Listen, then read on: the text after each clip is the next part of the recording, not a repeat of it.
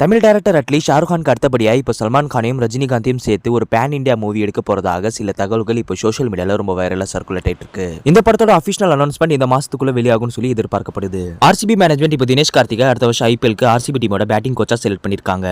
இதே இப்போ RCB fan social மீடியால வைரலா செலிப்ரேட் பண்ணிட்டு இருக்காங்க.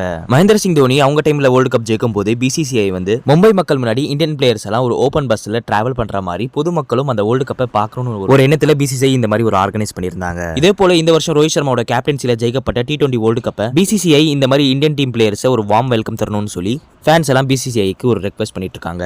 தளபதி 69 படத்துல சமந்தா நடிக்க போறதாகவும் ஹெச்னேத் டைரக்ட் பண்ண போறதாகவும் கேவிஎன் ப்ரொடக்ஷன் ஹவுஸ் இந்த படத்தை ப்ரொடியூஸ் பண்ண போறதாகவும் சில அன்அஃபிஷியலான அப்டேட் சோஷியல் மீடியால வைரலா சர்க்குலேட் ஆயிட்டு இருக்கு. இந்த மாதிரி டெய்லி சினிமா அண்ட் ஸ்போர்ட்ஸ் சம்பந்தப்பட்ட ட்ரெண்டிங்கான நியூஸ் பத்தி தெரிஞ்சிருக்கிறதுக்காக நம்ம சேனலை சப்ஸ்கிரைப் பண்ணி வச்சுக்கோங்க. அப்பதான் நான் அப்லோட் பண்ற வீடியோஸ் நோட்டிஃபிகேஷன் உங்க போனுக்கு நோட்டிஃபை ஆகும்.